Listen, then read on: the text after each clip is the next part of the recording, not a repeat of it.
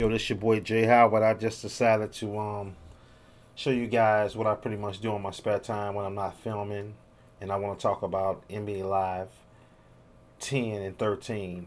You know what I mean? Because I know a lot of people got a lot of flack for being fans of this game. You know what I mean? Every time I post a video and I talk about NBA Live 10, a lot of people say that game was okay or it was trash, whatever. Especially if you're a 2K fanboy. Well, this video that I'm showing is me actually playing. I'm the Spurs. I'm playing against the Knicks, and it's 2013, man, and I'm still playing this game. And I love video games. I've been playing for a long time, and I have a lot of fun playing this game. There's a lot of things about this game that I like, and there's some things about it that I don't like. But the type of player that I am, I like to play true to life. And when I say true to life, the way I substitute.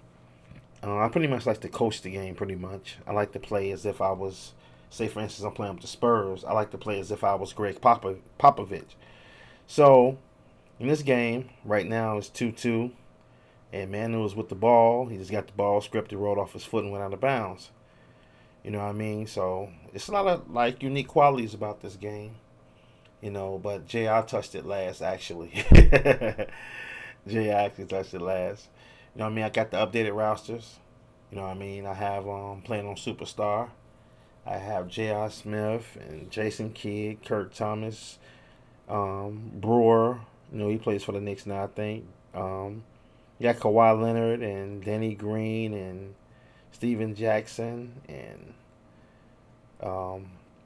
everybody that's playing for Gary Neal. I got the rosters pretty current.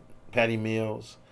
And I did my own settings adjustment to make the game more realistic. It's not real easy to score when I play. I make it kind of hard to score. As you see, a minute has went by almost to 6-2.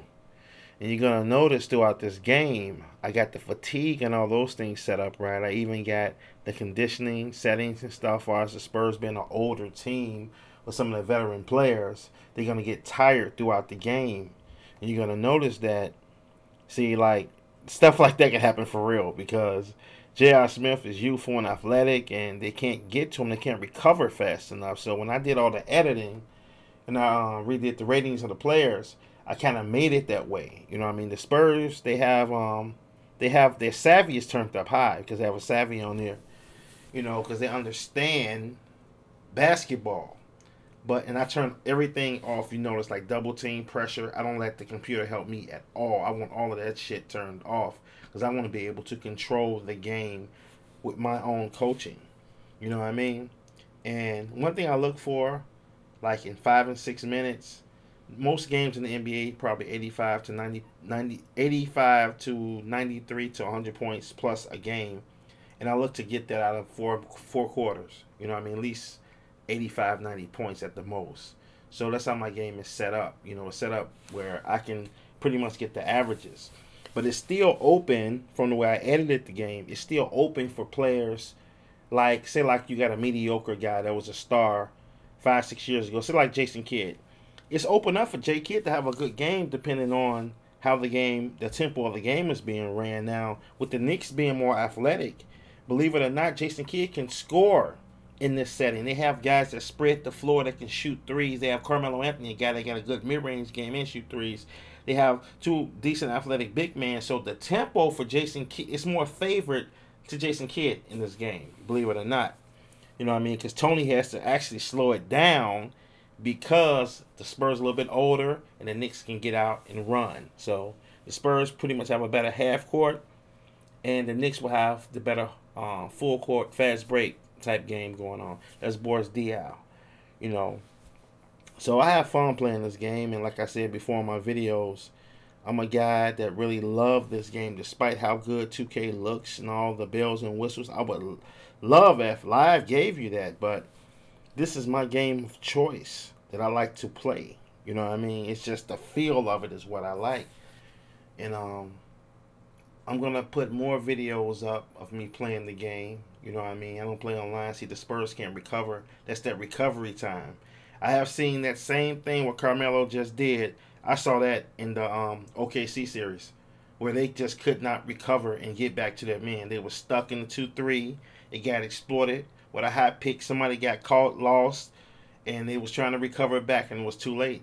And look at how the floor is spread it with the Knicks. You know what I mean? Now you got the mismatch with Steven Jackson is down low, and you have in front of Carmelo, you have coming out because they tried to trap the ball handler. That's Spurs defense, and you wind up seeing Manu Ginobili running up on Carmelo Anthony. He could defend Carmelo if it was a certain situation, but in that situation, running out in front of him to try to recover, he's too small. Carmelo is 6'8" with a wingspan of probably 6'10" with his wingspan, and Ginobili can't block his shot. So, no, it's a lot of things I like about NBA Live 10. You know, especially when you have time to mess with the settings, and that's why when I play this game and I see the trailer that came out of 13, they're not far off. A lot of people, like I said in my videos, they have already chose who they wanted like 3 years ago, and to them NBA Live is buried. A lot of them don't know the history of NBA Live. A lot of them never even sit down and adjust their settings on the game. They just cut it on and play it. You know, I'm a guy that sits down before I even start my season or franchise, whatever you want to call it. I damn near re-edited the whole game and tailored the game to play where it's more realistic. So it's a lot of levels of understanding video games you have to go to and through to understand before you make any judgment call about if a game's good or bad. You can go off sales, you can go off all those things, but when you're a real gamer, you do more than just cut a game on. You adjust settings, you do a lot of things to make your game realistic. Now, it's small things like numbers and stuff on jerseys. I haven't got around to that yet. But for the most part, when I'm playing this game, it feels real to me. You know, it feels like I'm actually controlling the San Antonio Spurs. Now, if it had the bells and whistles like the halftime stuff, and one thing that I admire about 2K, I love the way you steal the ball on 2K. That is so realistic, the way you defend and steal. Not so much defend, because I think it's kind of hard to defend on 2K, but the way you steal the ball, it's realistic how they can knock the ball loose and then chase it and recover it. Now, that was some good defense. Just because I turned the defense up, how they trapped Ginobili. And that's the first half. You know what I mean? That's the first half. Tim Duncan, 5 points, 4 rebounds, 2 for 2. You know, Tim Duncan's not the same Tim Duncan of old. You know what I mean? He's not. So